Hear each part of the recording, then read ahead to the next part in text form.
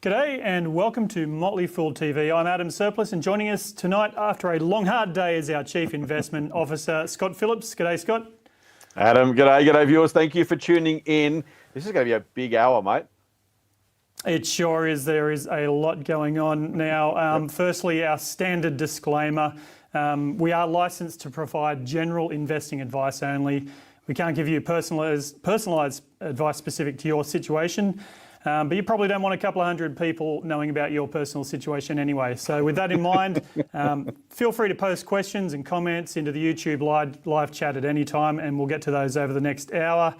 Let's kick it off, Scott, and we will discuss the absolute kerfuffle in US markets in the past couple of days caused by the Chinese AI company Deepseek.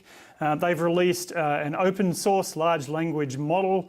Reportedly, it was trained for a mere $5 million. It's now freely available to everyone.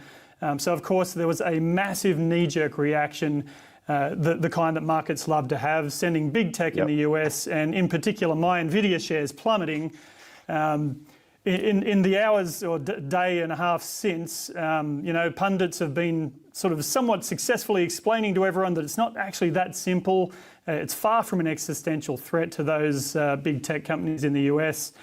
There are still huge investments that have been made into AI especially though, and so therefore there are a lot of nervous investors. So Scott, what is your view on the potential for China to disrupt Western companies' development and use of AI?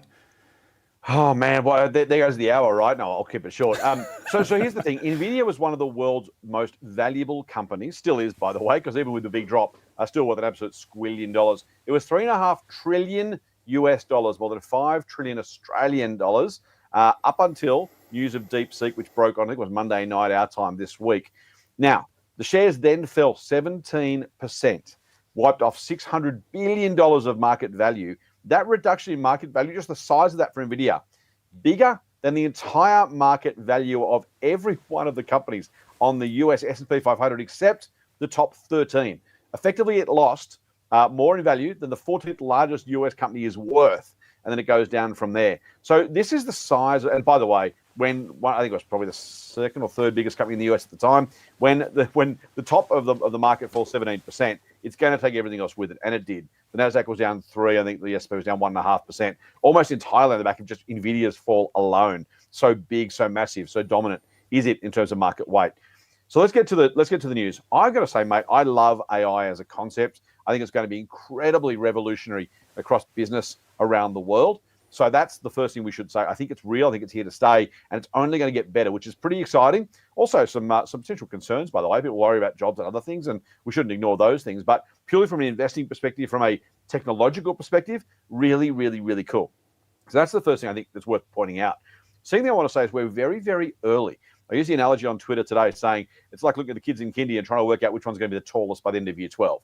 We are so early in this game. For everything we've seen happen, it feels like it's been around forever to some degree. What is it, 6, 12 months for ChatGPT, maybe 18? And yet every evolution of their own model, let alone others, takes us quantum leaps forward and forward and forward. It's just really, really cool. So the question for investors is, can you or how do you work out a winner from here?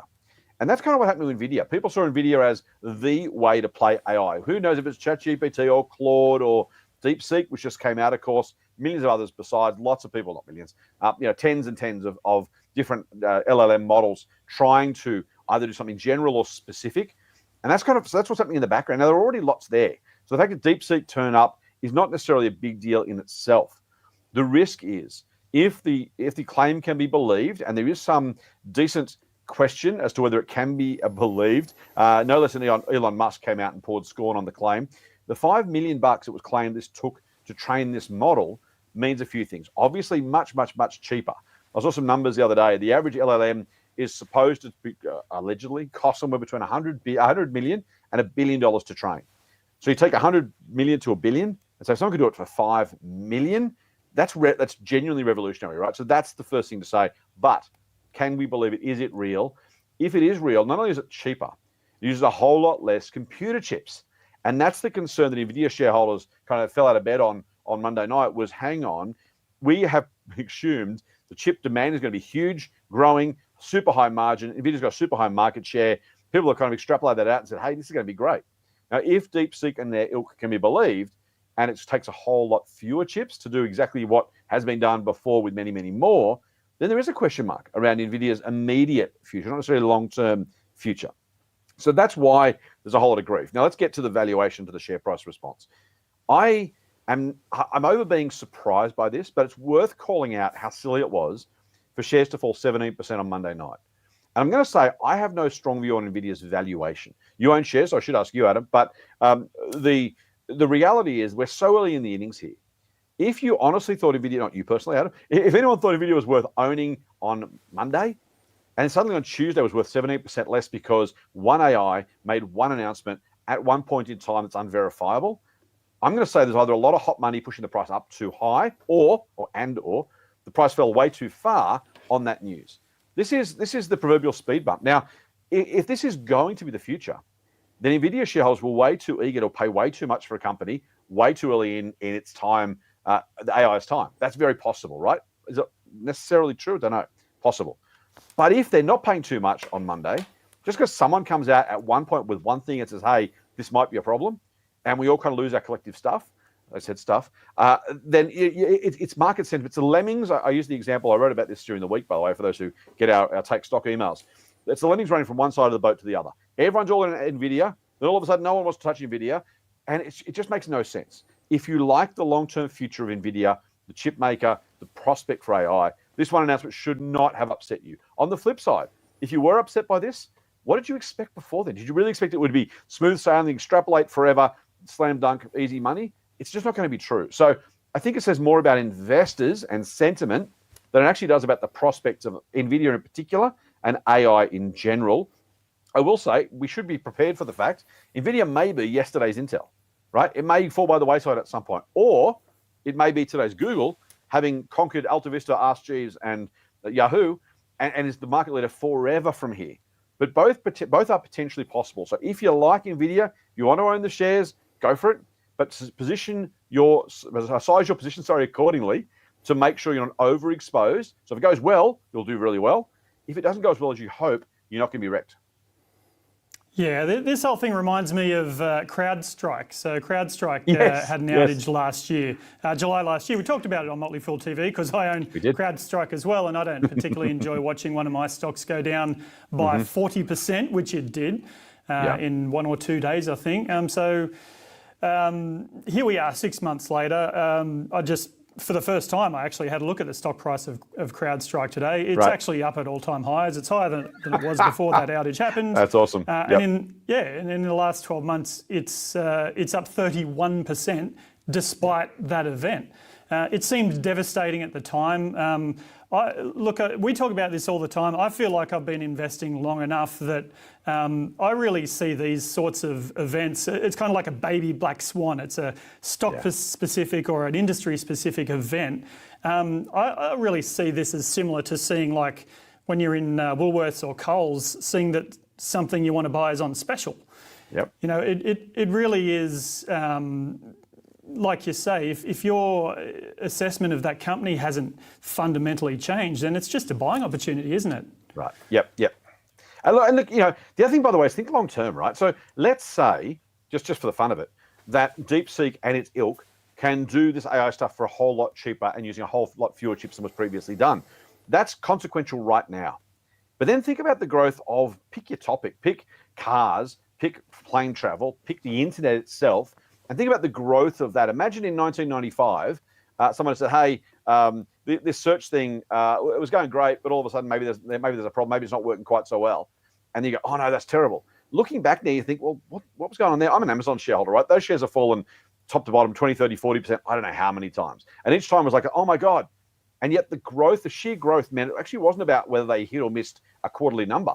It was the full long-term value. Now, if your view is we're going to have an explosion of data centers. I don't pick your number, 10 times, 20 times, 30 times the number of data centers, because it's so data hungry, so compute hungry, this AI stuff. Then what happens between now and next week is not going to matter. If in 15, 20 years time, where we've got many, many more data centers, that's the big story. And that's why we always say at the Motley Fool, think long term. This week's announcement, by the way, the day after that, Alibaba came out with something. I mean, this is going to be the future. By the way, the more LLMs we have, the more they're being used, the more businesses use them, the more functions they can be put to. And by the way, the cleverer they get, the more they're going to cost to create, right? That's kind of the point. The more work you have to put into it to get a better result, the more compute power you're using. So if you are bullish on AI as a concept, and I am, then think about the likely future of that. Now, I will say really clearly, don't bet just on Nvidia on AI, right? Because it may be the Yahoo to someone else's Google. It's very, very possible. I think it's likely, but it's possible. So please bear that in mind. We're investing in a future we can't see yet. And so, whatever turns it takes from here, who knows? We just don't know what might happen next. Laserdisc was a huge deal until it wasn't. The internet was a huge deal, then became a huge deal and a huge deal and a massive deal, and was here to stay. So just be mindful that technology can go in unexpected ways. Don't be overweight. Don't get too carried away. But also on the flip side, if you want exposure to it, it's a great way to do that as one option, one part of that opportunity to take advantage of the AI explosion. Yeah, and look, I will say as a bit of a techo that specifically about LLMs, don't be impressed about LLMs. We've had them for a couple of years now. Yeah. Someone being able to produce text more efficiently is awesome, and it's actually I think it's great for the entire industry. Like you say, it means we'll use less energy. There'll be more take up. It's great that I can run a language model on my home desktop PC now. Right. But we've had language models. They produce text. They make mistakes. They make things up. The next steps in AI are not just better language models. They're agents. They're agents that can actually do things, perform functions. And the next buzzwords you're going to hear after that is going to be world models. But I won't get into that. I could take up the entire hour and more talking about we should one day. AI, and I won't. Yeah. What we'll do instead is we'll bring it back closer to home, and the next piece of big news, which has already fallen off the front page, but it is big news, the unexpectedly low core inflation figures earlier in the week, making a February rate cut by the RBA more likely than not.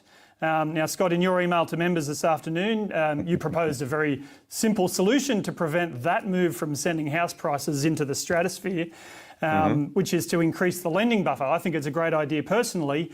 Unfortunately, it doesn't look like we've got Jim Chalmers on the call with us this evening.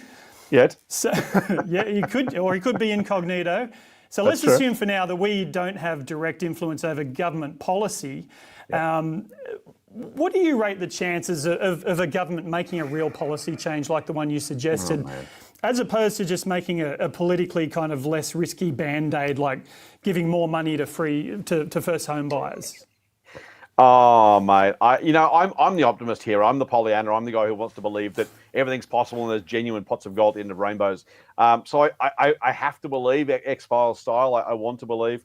The chances are pretty nil. And look, here's I'll take half a step back, right? So when rates fall, whether it's in February or April or May or sometime after that, what we'll see is people who could borrow money. So if let's say you pay $3,000 a month off your mortgage.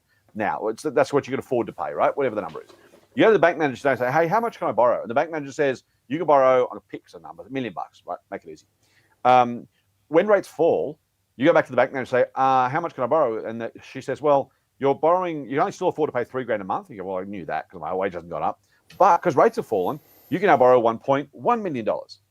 And there aren't many people who go to the bank manager and say, how little can I borrow? Or what's a reasonable amount to borrow? Or maybe I could buy a cheaper house. Everyone goes to the bank manager and says, how much can I borrow? What sort of house can I afford to buy? So the reality is when rates fall, almost as sure as the sun comes up in the east, prices will go up because all of a sudden everybody who's in the market for a house can now borrow more money. So if I could borrow more money and you can borrow more money and the other people watching can borrow more money, and we all go to the same auction, guess what? We all bid the price up as auctions do to that new higher level. That is an absolute killer. And then, by the way, those poor buggers are stuck paying for 30 years the mortgage for that at that higher price. It is a brutal thing to have done. That's the market. It's competition is what happens. Now, I've got many bigger thoughts about why we are in the situation that we're in, but very specific on this one alone. I wrote in October, I think, and I wrote again today because it just is really annoying me. The Treasurer's probably got as little as 3 weeks before rates go down. Maybe it's 6 weeks, maybe it's 2 months, 3 months, but possibly as little as 3 weeks to stop that happening. There is literally a slow-moving, it's only going to take it's weeks, right? The slow-moving train coming towards us, we've got to choose to get off the tracks. And the Treasury can do that by increasing the lending buffer APRA's lending buffer. So APRA is the banking regulator. So that as rates come down, you increase the buffer. What does that mean? It means that with your $3,000 a month, you can still only borrow $1 million. But guess what? The $3,000 then falls to maybe $2,800 a month because rates have gone down. So isn't that great? You still buy the same house. It costs you less. You're paying less over the life of your mortgage, and you can spend that extra money in the economy, which is good for all of us. It is literally a win-win-win, unless you care about prices going up and up and up and up for property. And if you're an investor, property investor, you probably do, and I get it. If you're a homeowner, you feel better when your price goes up. Now, you and I have both bought and sold houses in the not too recent past, Adam. We know if you buy and sell in the same market, it doesn't really matter. If my house goes up 10 grand and the one I buy goes up 10 grand, then I'm not really winning. I'm just exchanging one asset value for the other. So that's kind of what's going on. Will the government change it? No. Will the opposition change it, by the way? No. Why? Because, oh, go on, it's an evening. They're gutless. They are, I'll say even feckless. Can I say that? Essentially, mate, we know that 2/3 of Australians either own their own home or pay a mortgage. The wealth effect, John Howard famously said no one ever complained about their house price going up. That has become political folklore, political law, actually, that it's just what they believe, right? So no poly is going to go so far as to jeopardize the voters by trying to explain a difficult situation, which is, if you're not going to sell, it doesn't matter. If you're going to sell and buy again, it doesn't matter. And by the way, it might make it easier for your kids or your neighbors' kids or your grandkids or your nieces and nephews to actually buy a house.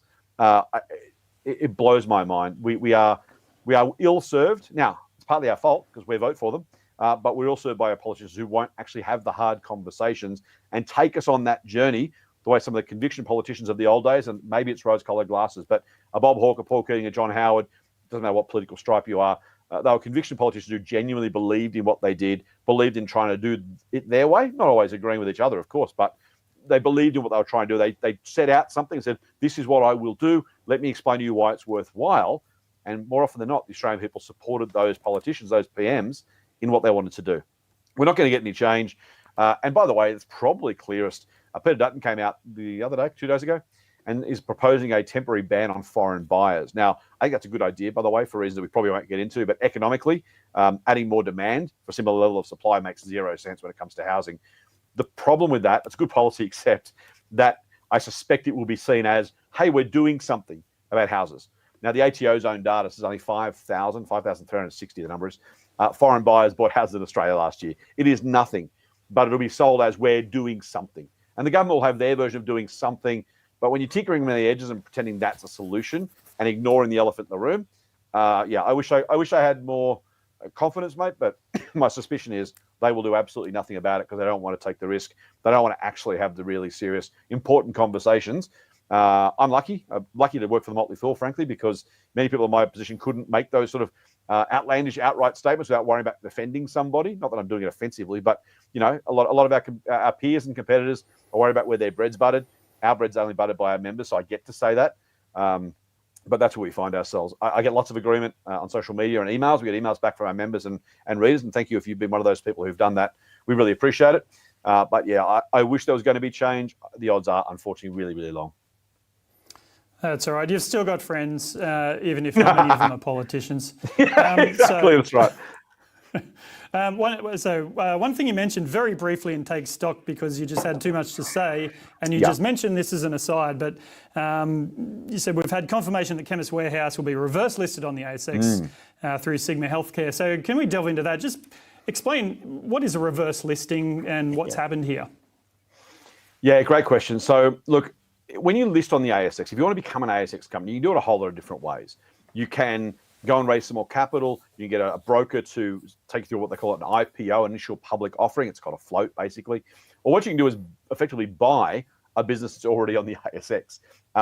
Miners do it all the time. Technology companies do it all the time. In fact, both tend to go both ways. When the dot-com boom came, a whole lot of dot-com companies bought mining businesses, got the $1 million worth on the market or something, closed down the mining operation, went .com.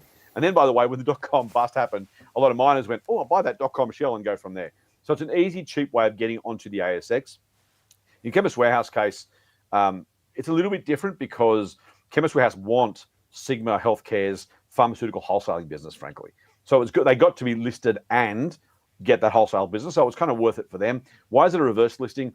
Because effectively, the company that is doing the buying is not the ASX listed company.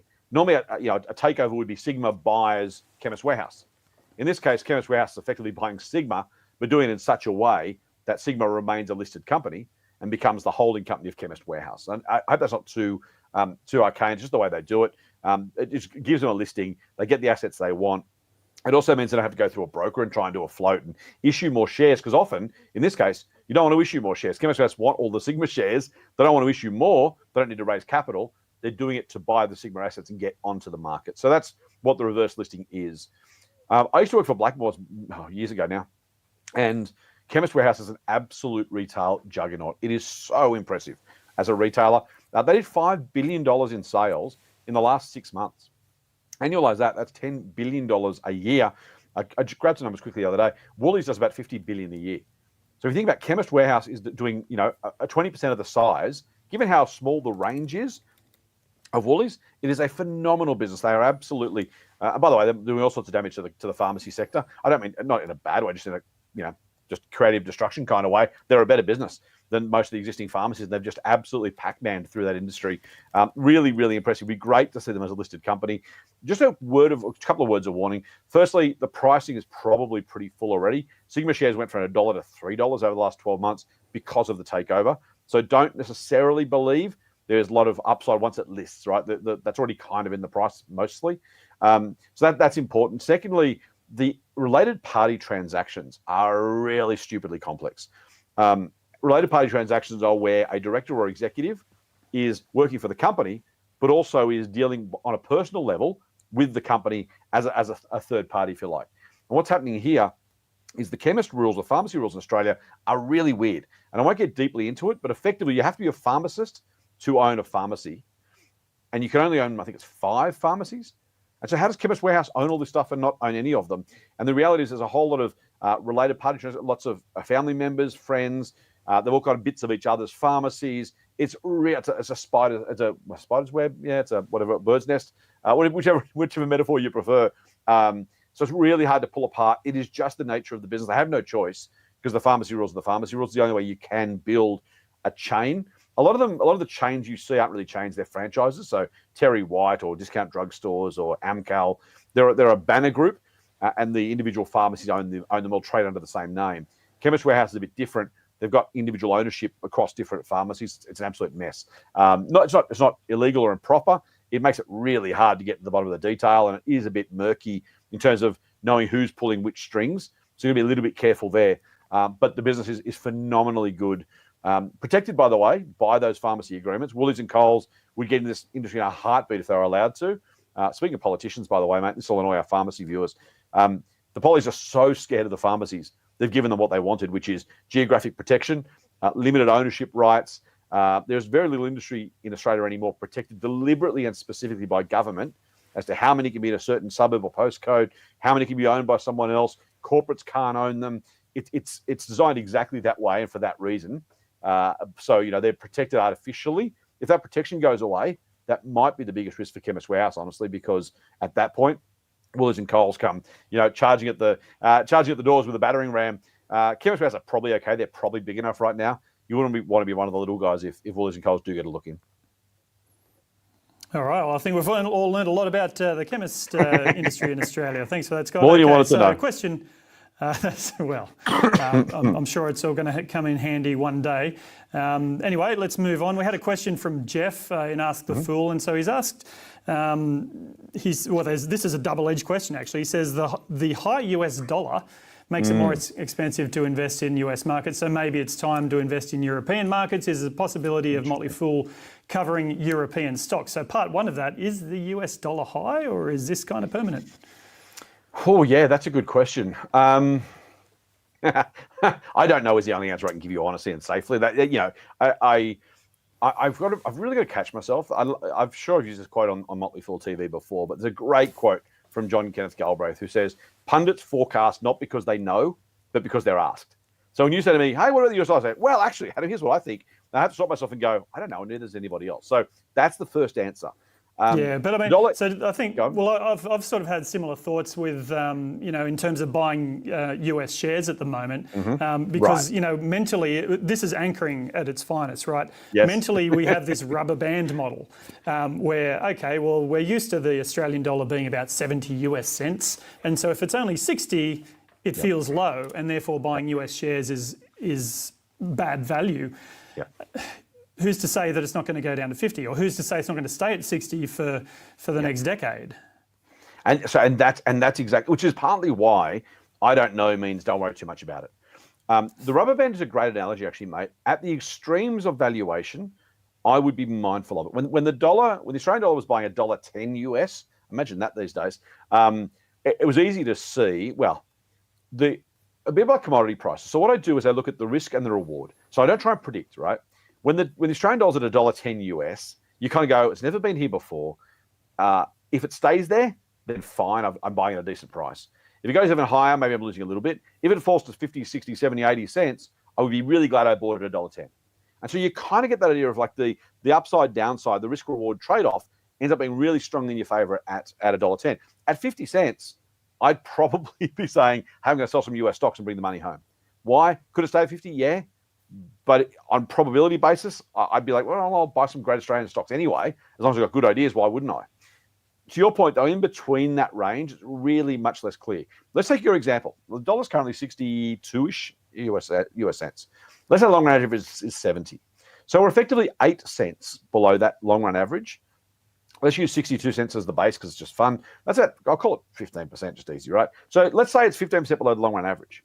Last year, the US market was up, I'm making this up because I can't remember exactly, 22-ish%, I think.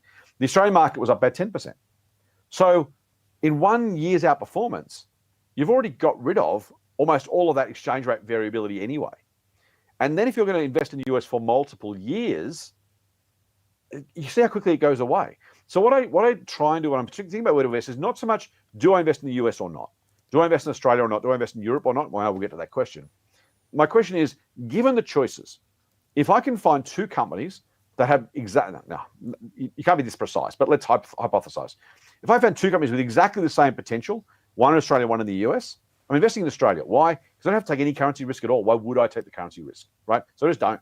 Unless the dollar's $1.10 or something. What I do then is think, well, hang on. I'm an Amazon shareholder. If I really like Amazon for the next 10 years, and I think it's one of my best ideas, and I think it's going to have really good upside relative to the Australian market, then the exchange rate differential is not going to matter. If we talk about being long-term shareholders, and we're really, really, really, really serious about it, really genuine about it. I hope to own my Amazon shares for 40 years, right? Hopefully my kids get them, frankly, but at some point between now and then, maybe I sell them. If I'm right about Amazon, but getting an exchange rate, maybe let's say it is 15% too cheap. Let's say it goes back up at some point. Let's say I start 15% behind.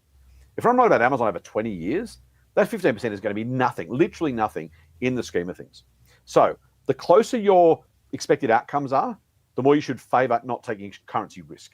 Not the US, not Europe, just any currency risk. Because why would you? Why add more risk when you don't have to? If I get a 10% return here or 10% in the US, I should take it here. And by the way, in the US, it'd be the same in reverse. Why take the currency risk?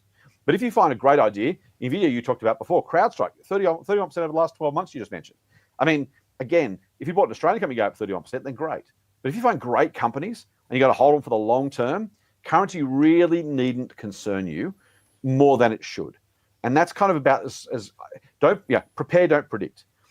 So that's about the best I can do with that one. I just don't think you should try and play silly buggers with the currency because you're not going to know. To your point, Adam, maybe it goes lower. Maybe it stays here. Maybe it goes higher. No one knows. So don't try. Except in the extremes. At 50, I'll be very clear, mate. At 50 US cents, I would say to people, don't send money to the US and buy shares. Why? Because maybe it's forever. And if it is at exactly 50, there's no harm in staying here. If it does go up, then you're rowing against the tide, and that's going to be a tough ask. But at 62, 63, 65, 60, 70, I don't want to sound too flippant, but it is kind of the same because what you're really looking for is the long-term compounded returns. If you double your money every 7 years at 10% average, I mean, do that for a couple of decades, and the exchange rate's really not going to matter. Yeah, and just to answer the second part of that question, so here at Motley Fool Australia, we don't recommend European stocks, and we are unlikely to in the future. But we do have colleagues in the UK who run Motley Fool UK. And so if you're interested in that, send us an email or contact our support team, and we can figure out a way. There may be issues purchasing services in the UK. I'm not sure, but if you're really keen, let us know and we will track down the answers for you. All right, we're going to move on to some of the YouTube questions now. The first one, Hassan, if this is the same Hassan, I think you've been to every single Motley Fool TV. Great to see you back. He asks, what are your thoughts on APA Group? APA is a pipeline infrastructure business. It's a really, really high quality business. It's a monopoly business. You're not going to have competing gas pipelines. Doesn't mean there's no other pipelines anywhere else, but if you send gas from point A to point B, no one's setting up a gas pipeline beside you, right? So as long as you make it commercially attractive for your customers to use your pipeline rather than building their own, being there first is an enormous competitive advantage. It's a really, really great place to be. So that's a really good thing. Your pricing power is relatively limited, but should be pretty good, again, because they've got to use you. So unless you're unreasonable about it and make it uneconomic, they're going to probably use your services. There can and will be occasionally government intervention in terms of how much you can charge because it's a monopoly asset. So be mindful of that. The big risk for APA is a move away from gas as an energy source. And I don't want to get into the politics of climate change policy and energy policy. I think gas is with us for a foreseeable future now. Whether we end up nuclear, whether we end up renewables, both, neither, whatever, we're probably going to use gas in the interim to some degree. As I said, there is a point in time where we might consider those pipelines are operating under capacity, and that's what you've got to watch out for. I dare say that's years away. I dare say we'll see that coming to some degree. I don't think it's going to be a market beater, really honestly. And the reason is because the range of outcomes is relatively well known. When you've got a small range of outcomes, the market tends to price that pretty efficiently because there's not a lot of upside surprise. You can't really compound your gas pipeline business meaningfully. Why? Because the infrastructure is already there. It's in the ground or above the ground. But you can't really add more and more volume to it. The operational leverage doesn't really work. You don't get the scale benefits the way you might with a software business or even a retail business, kind of grow number of stores. Just much, much harder. So I don't think it's probably a market beater from here, I wouldn't suggest. What I do like it for is income. And if you're an income investor and you want a nice yield, I don't believe there's any franking because it's a stapled unit trust. But it's a really, really nice income yielder. As part of a diversified income portfolio, I think it really is worth a spot. All right, you're probably not going to think the same thing about this next question, Scott. This is from Sean. G'day, gentlemen. Oh. Scott, you look to be researching Bitcoin of late. I will correct you, he is not. Good job. Well, sure. Keep in mind that Bitcoin is not crypto. Crypto is mostly false narrative or outright scams. Scott agrees with that. Sorry, I'm putting words in your mouth here, Scott. Go for it, mate. So just to clarify, Sean, yes, we do have a Digital Explorers service where we research and we recommend a portfolio of cryptos, and none of them are the meme coins and the outright scams. Every one of them is one which we see a potential, real world use for, and we provide that product, that service because of demand. Frankly, we have the skills on board. Scott is not one of the analysts on that service. Scott's expertise is, researching companies. So we do have some highly technical guys behind the scenes, and we have a lot of support from our colleagues in the US supporting that service. So yeah, with that in mind, because it's just Scott and myself, we'll keep it to equities for now. So thanks for your comment though, Sean. And I will say quickly, Adam, if I can just jump in, mate. Sean was kind of having me on his podcast not long ago. So Sean, thanks for tuning in. We had a chat about my thoughts about the asset class and how it compares to equity. We talked about shares. It was actually a really good conversation. So yeah, I think we'll keep the conversation going. I have been talking a little bit about Bitcoin on Twitter recently. More the thought exercises about how, why, where, what might work. So yeah, look, I'm interested in it. I think as an asset class, it's very well worth considering. I'm not convinced. I'm not over the line personally. Others are, by the way. There's other members of our team that own Bitcoin. So that's one of the great things about the Motley Fool. We don't enforce a house view. We have a house style. We have a house approach to our investing. but we don't tell anyone what they must think. There are companies recommended in some services that I wouldn't recommend. I recommended some companies others wouldn't take. That is the beauty, I think, of the Motley field. You're getting the team that works on that service. That's the view you're getting. I don't tell anyone what to think. I tell them, hopefully, I don't tell them. I try and encourage them to think in different ways that align with our long-term business-focused investing style. But the individual views of the individual services are theirs and theirs alone, and we support them in doing that. Yeah, that's right. Yeah, and it's in our name, Motley. That's Right. exactly how we operate. Couldn't add anything to that. All right, next observation from Anthony. Zip dropped 25% today. Yeah. That's a massive drop. And Anthony, I'm sure you've done this, but to anyone else, I would suggest going and having a look at the Zip price chart. And Yes. even at 6 months, it's up 220%. So 25% is barely a blip, isn't it? But I guess it raises the point about these super volatile companies. It is fun and it is exciting. There's no reason not to invest in these, is there, Scott? I think as long as you know what you're doing, you size your position accordingly, and you have the stomach for doing it, then absolutely not. As long as you've done the work. If you believe, and you know what I love about that Zip example and the price you talk about, Adam, is someone say, how is Zip going? And someone says, oh, stupid company, it's down 25%. Someone says, great company, it's up 200%. You say, which one's right? It's like, both of you. I wrote an email, an article on the full site a little while ago about 3 different companies, or maybe it was 4, that were up and down certain amounts. Turned out it was the same company. It was Berkshire Hathaway that I own shares in over different timeframes. It was up 1%, down 4%, up 300%, down 20%. It was literally all were true, but it was the time frame that mattered. And what you hear so frequently, someone says, Zip's a dud stock, its shares are down. It's like, well, firstly, it's not a bad business just because the shares are down. Just investors overpriced or underpriced at different points in time. So it's the business that matters, not that. But also, too, the price doesn't tell you the past price. It doesn't tell you what the future looks like. Zip has been much, much higher and much, much lower than the current price. Both of those things are true. So is it a great stock or a terrible stock? It's neither. It's either a good business, a great business, or a bad business. And the quality of the stock, in quotes, I hate talking about stocks, I always talk about companies, but the quality of the stock, the investment, depends on what price you get it at and what the future looks like. That's all that matters, is from here, what does it look like? Zip was down quite a bit, but here's the other thing, by the way. I mean, they missed revenue by consensus estimates. I fell into that trap then. They didn't miss anything. The estimates were wrong about Zip's performance, right? We say companies miss estimates. Companies don't miss estimates. The estimates are wrong about the company's results. So it did 270 million in revenue, and the market wanted 295. And so the market went, oh, I'm disappointed. You didn't do what I thought you were going to do. It's like, well, more fooled you, dude. Like, if you're going to make silly estimates and then say, oh, I didn't do what I thought I was going to do. It's like, well, that's on you.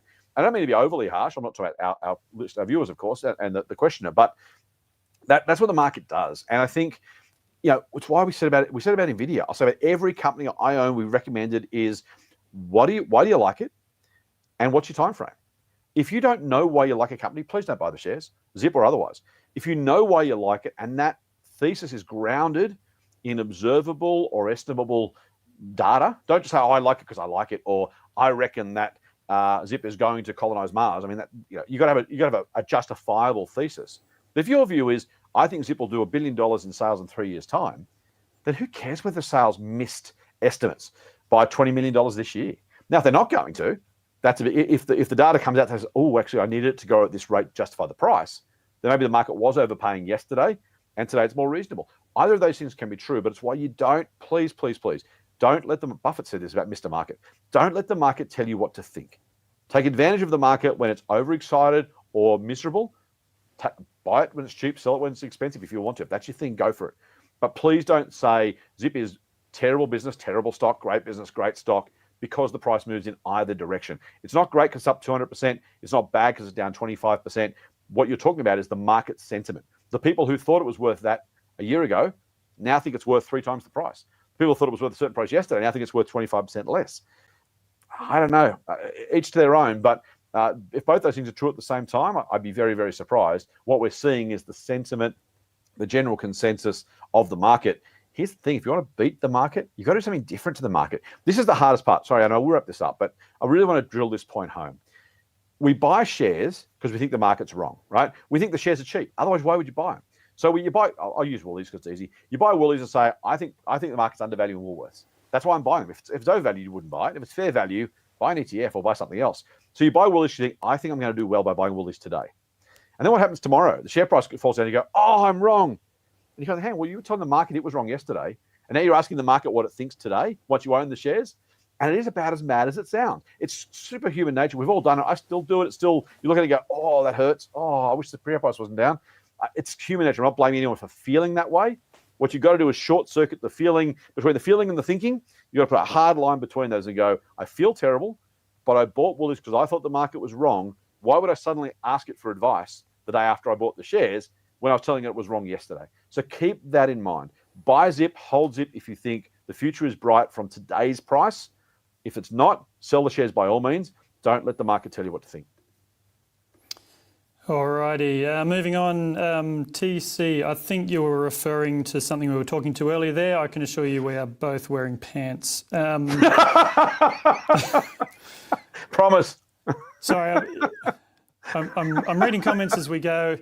So awesome. I didn't keep up. The couple of comments about AI, and Sean suggesting, Heath had a couple of comments about AI as well, and Sean suggesting maybe a full hour on just AI. I absolutely agree with you, Sean.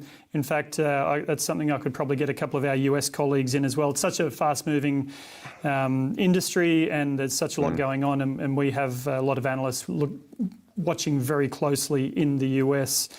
So next question. Question from Cole. Any chance of bringing back stock reviews on this channel? I can probably answer that. We're happy to talk about individual companies as we've been doing. We probably won't bring any actual stock reviews. And the problem is, it sort of goes against our philosophy. You know, our philosophy is that, you know, we invest in diversified portfolios of companies that are doing great things. And when we talk about one stock individually, we tend to get people who aren't taking our advice. It's not advice, but taking that advice, buying one stock, 45% of the time it goes down, and then we have done them a disservice. So that's the real reason.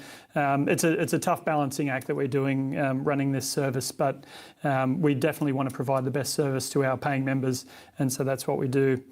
All right, next one. Comment from Brian there about knowing no one can afford a house by the look of it. Okay. Bit of a broader question from John. Do you think there will be a recession in Australia in 2025? With Trump being a bit out of control, can't argue with that, and the US economy is vulnerable. Well, it's echoes of 2016, isn't it, Scott? And the doom and gloom that we sort of suspected didn't actually happen. No, that's right. And in fact, famously, there was a journo who I won't name who said they were going to sell half their portfolio when Donald Trump was elected because it was going to be terrible. And the market rallied over the 3 months after the election by some ridiculous amount. And it's the folly of trying to predict what's going to happen next. So look, honestly, the question is there going to be a recession? I don't know. Again, I'll say that again. This is really bad TV, right? I'm supposed to look smart and say with conviction things that are going to happen, and then hope you never ask me again, or go back to the old video and say, I thought you said this. We just say I don't know, and it's really, really, really unsatisfying. Except it's the truth, and we hope that being honest and forthright is more valuable to our viewers and members than making up stuff just so we feel smart because we can say a thing. So I don't know whether there'll be a recession. What I would say is, as I've already said, don't try and predict what's going to happen based on geopolitics. Morgan Housel, ex-fool and great writer, got a couple of great books out, did some research ages ago in the US. And it turns out that the party of the president is almost entirely irrelevant to the stock market return during that term. In other words, when you go back to Republican, Democrat, all the way back, there's nothing statistically about which either side delivering better results for the stock market. Why? Because they don't have that much impact, generally speaking. Now, it doesn't mean there won't be times when the market gets excited. Again, think about sentiment. The market was very excited about a Trump presidency when he said, I'm going to put tariffs in place, which is great for US companies, at least in the short term. I'm going to cut red tape. That feels good. Going to cut taxes. That feels good. So if you're a US company, that's why the US market jumped. Everyone went, oh, great, we're going to make a fortune. And then reality sets in. It was like, oh, that thing you were going to do, we haven't seen that yet. So we're not very happy about that. That's why the US dollar fell massively against the Aussie dollar over the last 10 days or so. Was Trump kind of was inaugurated and said, on day one, I'm going to do the tariffs. they're like, oh, no, I'll wait and see. Now, you probably will, I would suspect, at some point. But there's just a reminder not to price in those things or assume those things will happen. Will there be a recession this year or next year? I don't know at all. I just don't know. I suspect that we're through the worst of the risk, just again, mathematically, probabilistically, because rates are going to start coming down. And whatever weaknesses in the economy will actually be supported by those lower rates. Doesn't mean it can't be a recession. Of course, they can for a million and one reasons. I mean, God, COVID was a black swan, right? Who knows? So I don't know. But you're generally going to have the highest chance of a recession while an economy is slowing and rates are going up. Because it's kind of that self-reinforcing thing, right? It's already slowing. You put rates up, people spend even less. Rates go up, people spend even less. They're your worst times. Now, there's a lag. There is an absolute possibility that back into this year, we have a couple of quarters of negative GDP growth because rates come down, but not fast enough to avoid a recession. Absolutely possible. But I would imagine that the odds are just simply lower than they were. So not zero, but with every passing month, I suspect the odds of a recession in this cycle, this part of the cycle, probably get reduced just because of the way the maths of putting rates down, money goes back into the economy, that supports spending, all else being equal. In those times, you're less likely to have a recession. So, again, do I know? No. Do I have a prediction? Absolutely not. If I was framing a market, the odds are lengthening of a recession, but they're not zero. So just be mindful that there is a chance, of course. The other thing I suppose, by the way, is the thing about a recession. Bad for jobs, really bad for jobs, bad for business failures. If you're a long-term investor, let's say the recession this year, I've got a 5-year time horizon. In 5 years' time, we'll be through that recession, and out the other side, the economy will be back growing again. So if I've got a 5-year time horizon from today, I'm looking at 2030, I'm kind of thinking, well, again, I don't say I don't care because it matters for a whole lot of things. It matters for individual people, matters for individual businesses. I don't want to be blasé about it. It matters, it matters, it matters. But as an investor, for my investments, whatever we go through in the next year is all but irrelevant. As long as my company survives and can maintain without being structurally permanently damaged, it'll go into bigger and better things in 3 and 5 years' time, even after that recession. So I would encourage people not to worry too much about it. The other thing, by the way, is if you think it's going to happen, you sell everything, a bit like the journalist I talked about, you miss the opportunity for the upside if it comes. So just be careful about basing your investments on that. By all means, talk about the economic policies we already have. I'm pretty passionate about certain issues, things I think governments should do or not do. But that's largely on a kind of a societal level or a country level. For my investments, almost none of them depend at all on whether we have a recession in the short or medium term. Alrighty. So question from Mona, and for some reason there's a lot of interest in resources tonight. Okay. What are your thoughts on Southern Cross Gold? I have no thoughts on Southern Cross Gold, Mona. I will talk a little bit about resources just quickly. I talk about risk and reward with the Australian dollar, and I kind of alluded to the fact that I take that same view with commodities. My issue with individual companies in the commodities space is they can control their operations, injuries, efficiencies. Hopefully the exploration is good. Hopefully the commercialization is good. You control that, keep your costs down, try and do things efficiently and well. Hopefully you find good resources, good deposits. So that's important. But as much as you do that, I'm going to say 10 times as important is the price of gold. And so Southern Cross will be the best gold operator. If the price falls, they're going to get smashed. They can be the worst operator in the world. If the price goes up, they're going to do really, really well. In fact, the worst operators do better proportionally when the price goes up because they're unprofitable at average levels. That profit skyrockets percentage-wise once the price goes up. The really good operators go from being pretty profitable to quite a lot more profitable, but the gap in that is not as big because the rubbish company that gets much more benefit from prices going up. So it's all about the price, and that's where you can blanket them all. There are better and worse gold miners. There are better and worse oil drillers. There are better and worse copper. There are better operators. There are better quality deposits. So that's important. And I don't know anything about Southern Cross's deposits, so I can't give you a view. What I would say is my approach to commodities is, generally speaking, I only have bought one miner in my kind of last profession. I bought a couple of when I was young and stupid and didn't know what I was doing. But not that stupid to buy commodities, by the way. I just didn't know what I was doing, so I bought some. But since I kind of started getting this properly, I've only bought one, and I still own Fortescue. I bought it when the iron ore price was really low relative to historical prices and the cost of production. Why? Because the downside's more limited. It's not zero, but more limited because you're going to get down so far before people stop producing.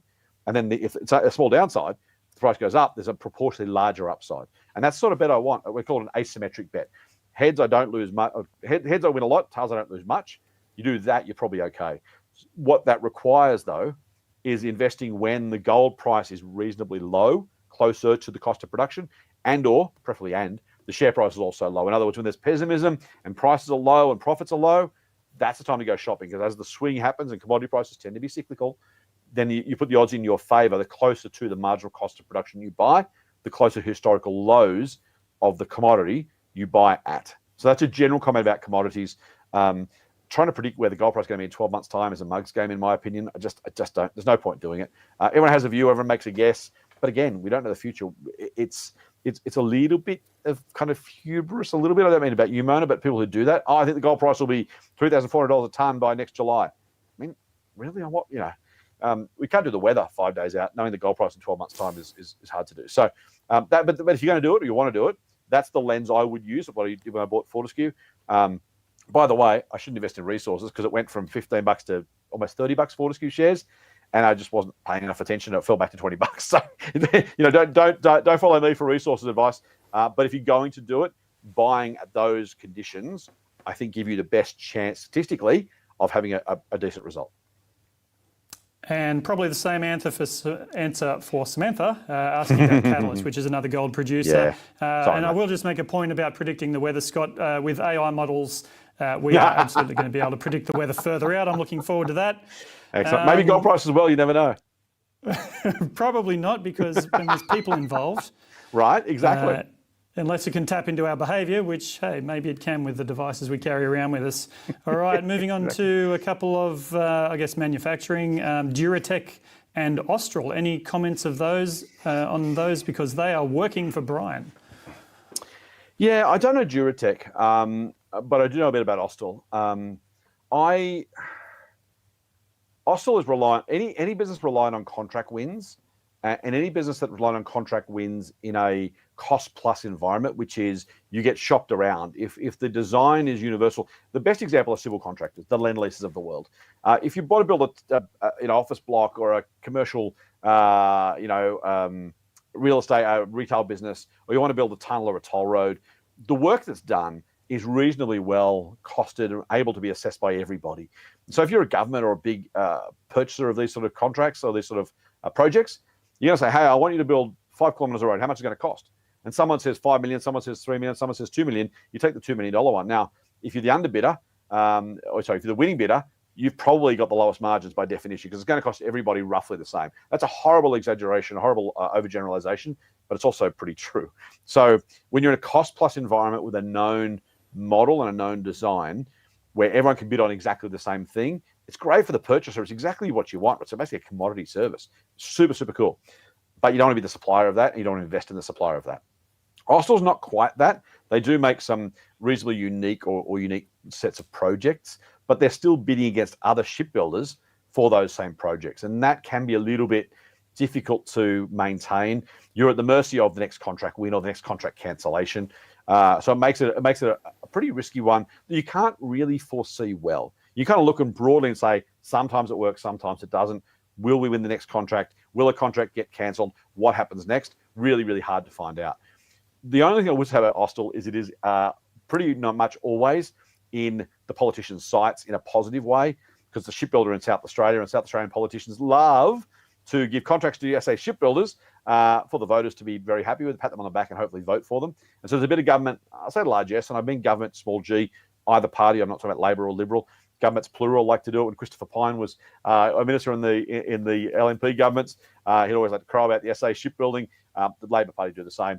So there's a bit of support there, but I would say when you're reliant on an uncertain forward contract book, it's really, really difficult to be able to estimate future earnings. If you can't do that, how do you work out the right price to pay? Now, that being said, as you said, Adam, it's done pretty well, right? So it's up 85% over the past year. Austral, this is, by the way, down 5% over the past 5 years. Back to what I said before about what's good and what's bad. The share price, it's the same as it was 5 years ago. Tells you most things. In fact, if I go back, the share price was $2.81 back in 2007. It's now $3.72. So it's, what's that? Not even 50% higher. 40, 30% higher over the space of 17 years. So just be really careful with these sort of cyclical businesses or ones that are relying on contracts. Maybe you pick it well, maybe you don't, maybe you get lucky, maybe you don't. I don't think you can forecast its future well enough to genuinely determine a good price to pay. Alrighty, bit of a cheeky question from TC. What would you consider to be the most undervalued quality business on the ASX currently? Well, that's what we do. That's our business. And if you're a member of our services, then you will know the answer to that question. But hey, just to be kind, Scott, do you want to call one out, one of your favourites lately? Let's look at undervalued. I don't know if there would be any quality undervalued businesses at the moment, but. Any spring to mind? You've sold my thunder a little bit, mate. We've actually been selling overvalued businesses recently more than buying them because I will hold for as long as I possibly can. I hate selling because if you find a quality business, you want to let it go really, really, really slowly. You don't, if you can avoid it, want to get rid of these sort of businesses that you can, if you can keep them, you keep them. But we've had to sell a couple because just the prices got silly and it's just we didn't feel we were being offered good enough value. I'm just looking at my list now, mate. I don't want to give away. By the way, quick plug. This is not selling anything, by the way. Motley Share Advisor released a brand new buy recommendation today. I'm not going to give you that one because that'd be super unfair to our members. But if you do want to join, feel free to do that. Here's what I will tell you. AP Eagers, or Eagers Automotive, it's called these days.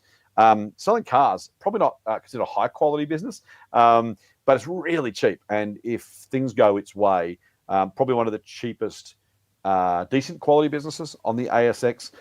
Like the business, Nick Politis, the chair, owns a massive chunk of it. He's also the Roosters chair. I might have mentioned this before. So Uncle Nick is looking after my Roosters, but also runs a mean car business. So that's a good one. Quality. Oh, super. There you go. Super retail. There's two. Sorry, I've over delivered. Adam can take it in my pay later. Super Retail Group. Really high quality retailer. Super resilient. Super defensive, great loyalty program, great brands, BCF, super cheap, auto, and lost me. Come on, Phillips. Rebel Sport. Macpac is the fourth. It's not a great business. The other three are really, really good, high quality business, good dividend yield, pretty inexpensive. If you wanted a quality business, and again, it's not even super undervalued. It's like it's dirt cheap. It's a quality business at a good price, and that's about as good as you're getting in the market right now. The ASX hit a high today. I'm pretty sure I'm right in saying. Which, by the way, don't try and time the market. We're still investing. We recommended members buy shares today. So we're still investing anyway. But you've got to just do an extra bit of work to find those quality companies. And you've got to be careful not overpaying just because they're quality businesses, particularly right now.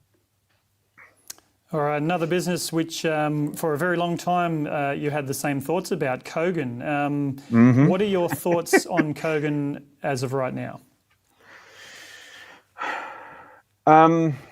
It's a really interesting time for the business. Okay, I own the shares. It is a buy for us at Motley Share Advisor. There's three ideas. I'm really going to get in trouble later. I like Kogan. I think I talked about the Nvidia 5-year, 10-year horizon. Kogan is not worth valuing on current profits, which sounds stupid to say, right? How can you not? How can you be so naive or negligent or whatever? The Kogan thesis is this will be a much larger business in 5 and 10 years' time. And if it is, profits will come. Why? Because you get scale and you get to take a small amount of profit now, you scale the business plus add that revenue. So you're getting the revenue growth, the same percentage margin. So that grows when revenue grows. And if you can get more scale, that is, you keep your costs low relative to the growth in revenues, profit should grow faster than sales. That's a beautiful thing if you can get it. That is my thesis for Kogan. If it can't continue to attract more customers, then the thesis is busted. And so it's almost, I've said this before, it remains true. It's almost certainly not worth today's price. Now, which sounds weird, right? I'm not saying don't buy it today's price. It's not worth today's price. It's probably $5. I don't know what the current price is. Let me find it because I should at least make the effort. It is $4.68. I wasn't far off.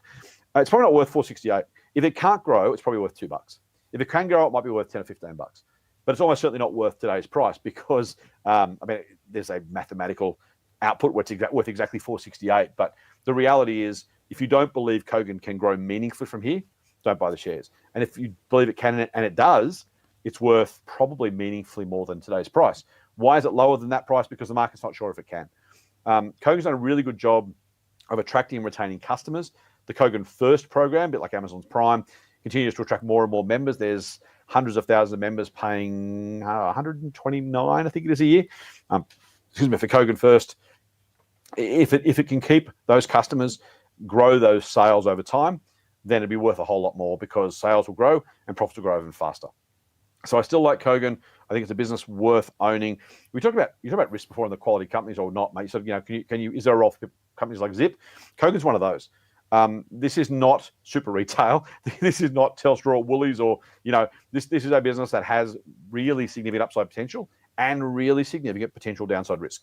And you got to embrace both of those. So probabilistically, business. If I made this bet 10 times, would I be ahead or behind?